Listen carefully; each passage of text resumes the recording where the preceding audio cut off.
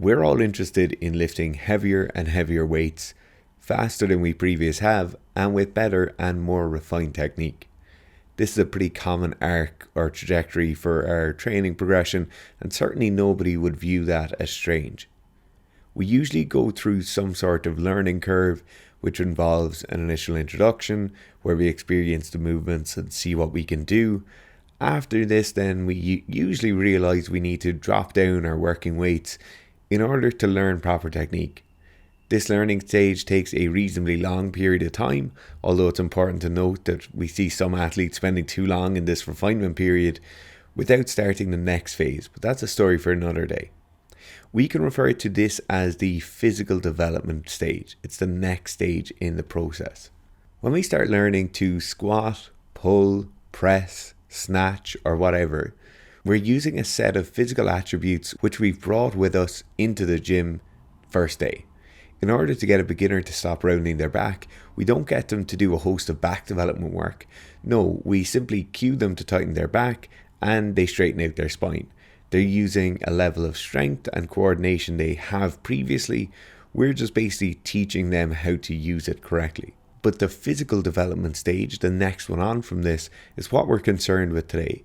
The growing into the body of a strength athlete and the pitfalls or errors we see people making.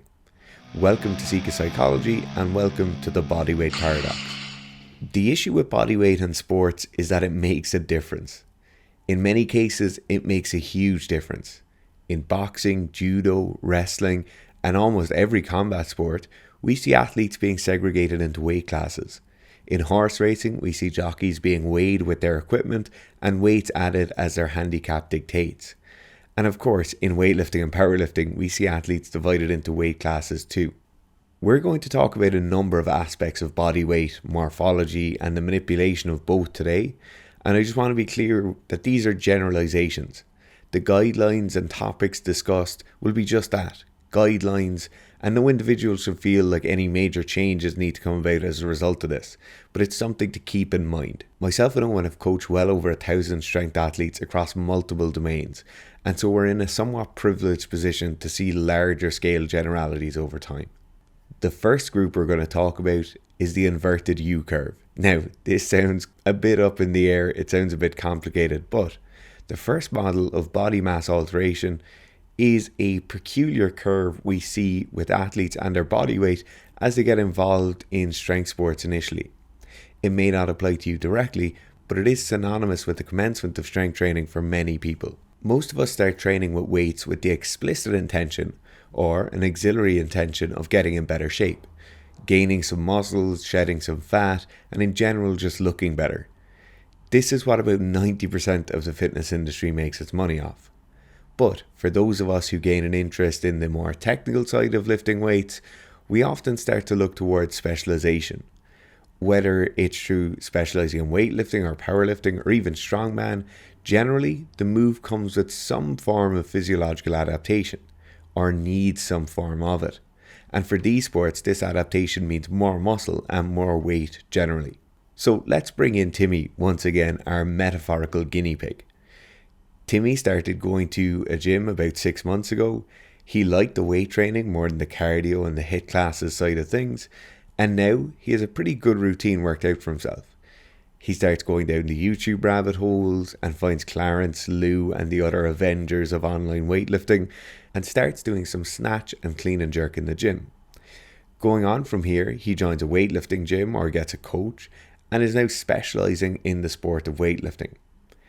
Now this is great for Timmy. He loves the new challenge, he enjoys all that comes with it, programmed sessions offer far better structure to his training, and the objective nature of the lifts give him some insight into his progress and whether he's making it or not. But he no longer opts for the conditioning classes he used to do at his old gym. He has some aches and pains, so isn't as physically active during his workday, and he needs to eat more food to recover in time for his next session. This is when we tend to see the beginnings of an increase in body weight for an athlete. It slowly starts, it creeps from generally being 80 or in the 80s with his body weight up into generally being in the 90s. Then suddenly the sight of 80 kilos on the scales becomes a rarity, and this goes on. But it's not necessarily a bad thing, right? The squats, pulls and presses will feel much stronger now, and it will feel like progress is coming much faster than previously. Because of this, we start to get some confirmation bias, and this path continues on further and further and kind of gains some momentum as we go. We tend to see this weight slowly increasing over a number of years, and over a course of a few injuries or breaks from training, we can see athletes now sitting far above their ideal weight at which they'd be competing or training at. You'll see here in the bottom of the graph, there tends to be a sharp dip, followed by a slow and gradual fall in weight. This dip oftentimes points to a period of increased weight brought about by a full fallout from training or an injury or a high stress period, and generally acts as a catalyst for the athlete to try and start working on shedding some mass. This mass shedding in many cases is somewhat linear, and most times the athlete will end up returning to a maintenance mass higher than what they had at the commencement of training. But they'll also be in far better shape due to the increased lean tissue mass they hold. So all of this weight training has really done a good job of gaining mass in general, but some of that mass is of course lean tissue mass, and so when they drop down in weight, they're now in better shape, they're much leaner, and they're holding much more muscle tissue. From looking at the graph, it's clear why we refer to this as the inverted U, but for some people this takes place over the course of a year or two. For many more, it could be closer to a decade. This is a great display of how serious people will get about their hobbies, pastimes or sports. They will literally make massive alterations to body size and shape, oftentimes to the detriment of their health and aesthetics, just to push beyond plateaus. In this case, for the inverted U-shaped group, it's a long-winded way of saying it, the weightlifters will actually continue to increase their snatch and clean and jerk as their body weight decreases after the initial increase. So what you'll find is, due to changes in biomechanical stacking, they'll have more room in the bottom position of their squat. Also, due to their decreased mass, they'll be able to move faster, and generally their mobility and flexibility will increase because they've less mass around the joints. So this can actually be a very beneficial way of putting some body mass on an athlete, or an athlete gaining some body mass, then increasing all their strength numbers, and then over time as they drop down and become more lean, they might drop some mass generally, be that a mixture of lean tissue mass and fat mass. Then they're suddenly in a much better position. They're stronger because their strength has increased, both neurologically and through hypertrophy of the muscle.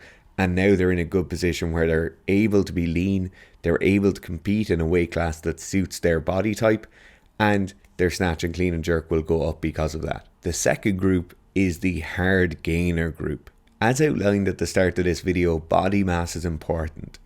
It's vitally important, as the amount of muscle you can have will directly affect the absolute amount of force you can produce and weight you can lift with it. Now, it's rare we see someone truly maximizing the true potential of every gram of lean tissue mass they have. But for the most part, after a certain amount of time, in order to get stronger, you will have to gain muscle. And in reality, you should be looking to gain muscle at most points in your amateur powerlifting or weightlifting career. Now, I can hear the dissenting comments already. I understand muscle physiology better than most. I have a comprehensive knowledge of motor cognition and neurological adaptation which follows from strength training. I'm not saying you cannot get stronger without gaining muscle, but rather you cannot become your strongest without gaining muscle. And in most cases, you will become stronger far faster when you make the decision to gain some muscle. Also, the issue of muscle gain comes down to more than just is it absolutely necessary? On the performance side of things, we see athletes with higher percentages of lean tissue mass reporting less injuries each year. On the health side of things, we see higher amounts of lean tissue mass being shown to be indicative of lower all-cause mortality, lessened risk of diabetes and heart disease, and a faster metabolic rate. So there are a host of reasons why you'd want to be gaining muscle as you go through your amateur sporting career. But all too frequently, we see the lighter weight class athletes being afraid to move up at all with their body mass. We see the term hard gainer thrown around a lot, or the excuse that they want to stay in a weight class for another year before they go up, etc. In most cases, it's unfortunately just the athlete themselves not wanting to gain weight which is holding them back. And that's absolutely fair. Why should you have to do that just to practice a sport you like? And we come back once again to the issue of sacrifice. In most cases, you'll have to sacrifice the comfort of only eating what you like to eat, only eating when you feel like eating, only eating until you feel full, getting to do your few CrossFit classes during the week, or getting to do a large amount of physical work outside of your sport, as well as getting to bed late, going out drinking, right? And even the unthinkable of losing your abs for a few months before you recomp at your heavier weight.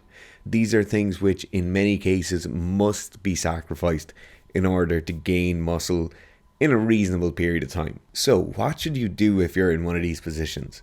If you're unsure whether to drop down or gain a few kilos, or recomp and become leaner where you are right now? Well, the first thing is, it's not from me or some random YouTube voice to tell you. It's a choice that shouldn't be made rashly, as decisions quickly made are quickly reversed. You should think about, though, where you feel your best, where you feel most athletic, and where the medical people say you'll be your most healthy.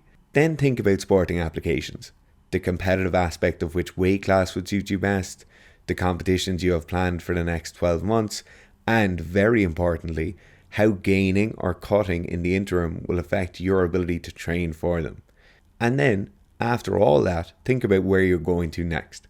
Unfortunately, most of us will not be competitively lifting weights in our 40s or 50s, and even fewer of us will be lifting into our 60s. And you want this sport to be a positive in your life, not something for which you have to pay the price in years to come. I hope you've enjoyed the video. Let me know what you think below, and if you've any questions, as always, write us a comment.